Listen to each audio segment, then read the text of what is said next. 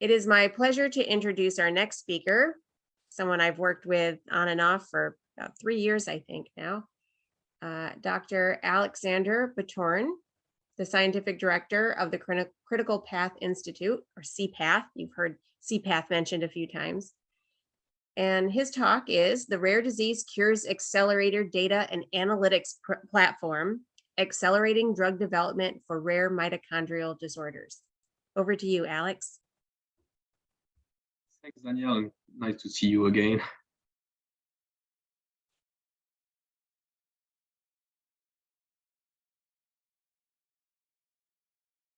All right. Well, thanks again, Danielle, and thanks, Sophia and Casey, for inviting me to speak to your conference today. So I work for the Rare Disease Cures Accelerator Data and Analytics Platform.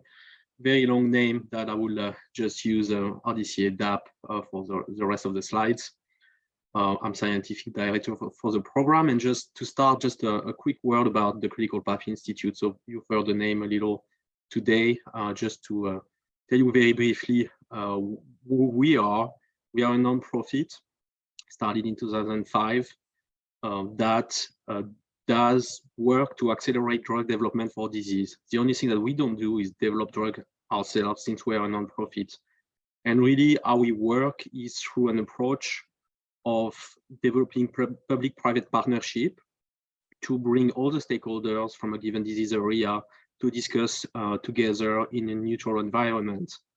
So we build the regulatory, scientific, and legal framework to convene industry, foundations, key opinion leaders, and regulatory at the same table to discuss in a safe space and maybe have discussions that they wouldn't have with each other in another scenario.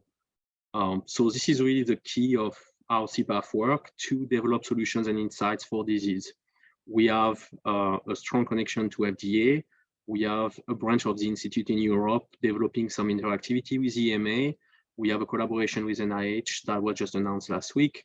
And we really have a lot of collaborations ongoing with industry, but also academia and foundations. The key of what we do at CPATH in terms of science is really to leverage our core expertise in data management and standards, biomarker, quantitative modeling and analytics, clinical outcome assessments, and regulatory science to leverage data that has been collected to develop solutions and insights. So more often than not, we use patient-level data to develop these solutions. And these solutions can be a lot of different things.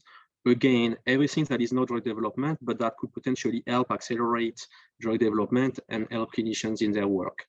It could be developing models of disease progression. It could be developing a biomarker. It could be developing a novel endpoint. It could also be building a digital app to help clinicians stratify patients for a phase 1 or a phase 2 trial. So these are some examples of the things that we do, but there is way more in terms of activities. And at the moment, we are reaching 30 different programs or consortia. So more often than not, it is the public-private partnership structures that I mentioned through a consortium for a specific disease. So a lot of disease-specific consortium for Alzheimer's, Parkinson, and others. We also have consortium dedicated to a specific solution.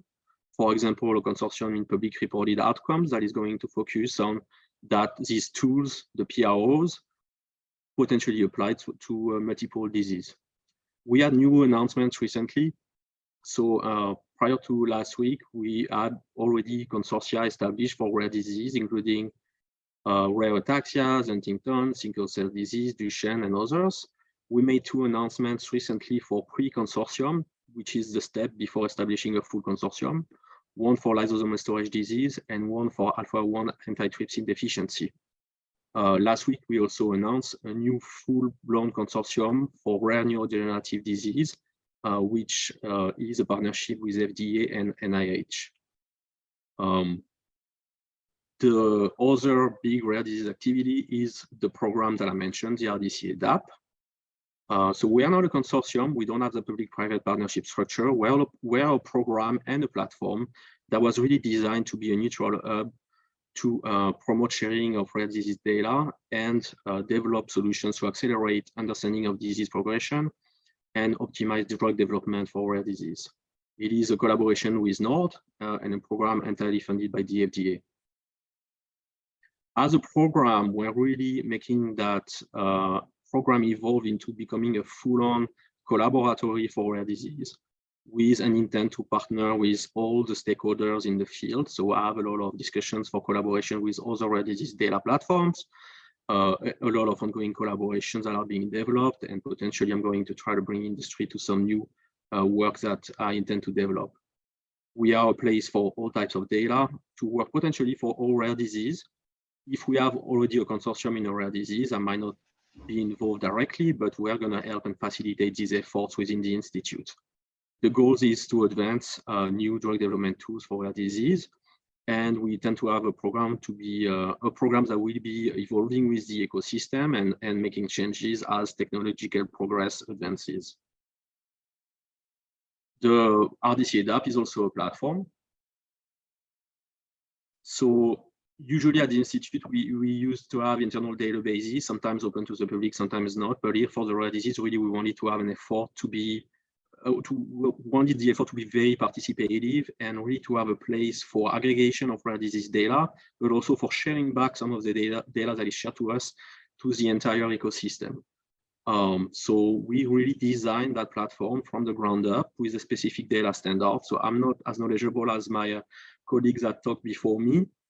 We're not using CDISC, but another format, but we're fully able to integrate CDISC data into the platform. The contribution of the data to the platform is negotiated through a legal agreement. I'm not going to go into these details, but really we're making sure we're going to enforce a few ground rules. The first thing is that ownership is not changed. So as a registry, if you share data to us, you are still the owner of the data. You can still continue to do whatever you want to do with your data. You're simply trusting us with your data, and we're going to take good care of it.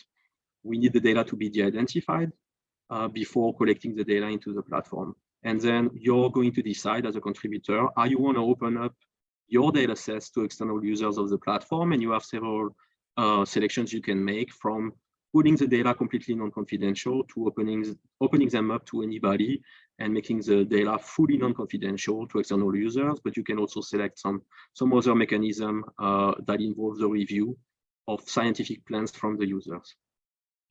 The platform is really built not to be a repository, but to maximize the use and the utility of the data through that specific format. Technically, we are going to be able to integrate all sources of data into the same data standard that we established. At the moment, mostly patient-level data are in the platform, from registries, trials, natural history studies, also data from a digital app that you are probably or surely familiar with. We are implementing capacities in the next 2 years for imaging and large genomic scale data, and we also have ongoing project in EHR. When we get the data, our team is going to integrate the data into the platform and then make them available to the public through the public interface of the platform. So this is the landing page that is that everybody can find. You can create a login. Everything is free and paid for. We're just going to make a verification of your email, and then you're going to get an access to the platform where you'll be able to scroll through the data content. So I'm not going to go through that, but you can really go in and create your login and take a look for yourself. So you'll be able to scroll through the data content, and it's a long curation effort, and we have a lot of data already available, but more and more is going to be available to external users. If you want to access patient-level data, you need to make a request. And as I said, depending on the wishes of the original contributor of the data set that you requested, you'll be able to access the data or not. If you get access, we are going to create a workspace for you where you will get the patient-level data.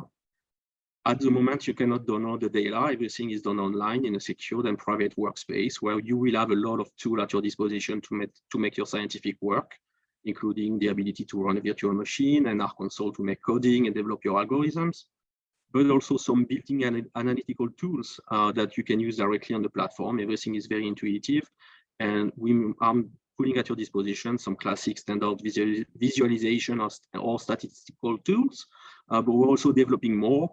And so you need to be continue. I mean, urge people that are users of the platform to continue and go back to the platform, because we're developing new tools to facilitate the analytical work, but also help the users of the platform extract more knowledge out of the data.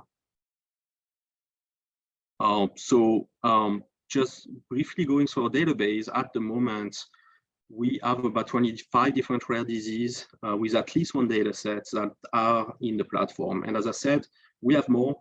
We have other rare disease data from the Institute that are going to be available through the platform, and more will be visible month after month as the curation work goes.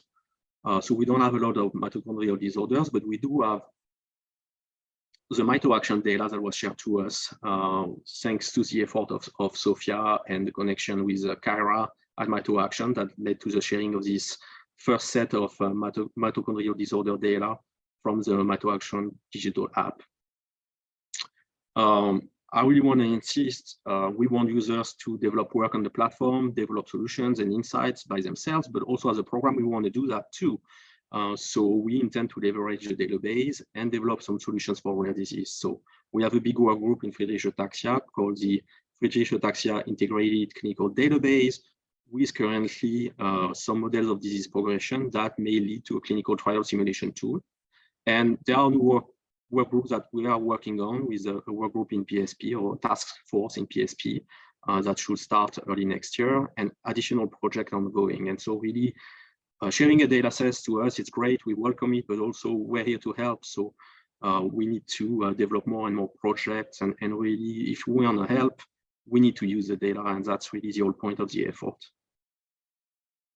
And so we've been discussing with Sophia for a long time now. We actually have a memorandum of understanding, and we started a collaboration last year to really start to get things going for mitochondrial disorder overall, and try to aggregate mitochondrial data from various sources into the platform, and also start to think about unmet needs. I know there are plenty, but it's really important to think about the unmet needs and how using patient-level data could help. As I said, MitoAction shared the data, and this was the fastest sharing of data to the platform. I think within 36 hours, MitoAction signed the DCA, and then a few weeks later we had the data into the platform. So it can be done. Sharing data, everybody talks about it, but really it can be done and it can go fast.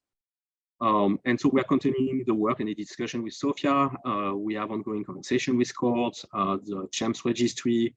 We really intend to continue to enrich the database in mitochondrial disorders, but also start thinking about the unmet needs and what is the first line of work we could be doing, whether it's developing some models of disease progression, thinking about developing an endpoint that could be better to track these syndrome patients in clinical trials. There are really a lot of things we can think about. I think my message that I really want to convey to you today is, as a community, I think Mito is very active. There's a lot of things that are already happened. So I think everybody needs to help and to gather as a community to really bring more data into the platform. With more data, we're going to have more and more opportunities. So we're here for that. We're here to help.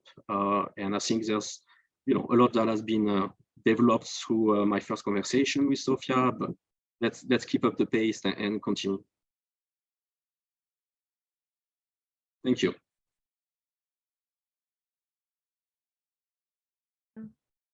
Thank you so much. One of my takeaways from one of my first meetings about your program, Alex, is that we hear so much in the rare community about silos and how we hate them. And this is the way that we're addressing that, right? So it's really exciting to have you as part of our Cure Mito community, as well as just the broader community as well. So thank you.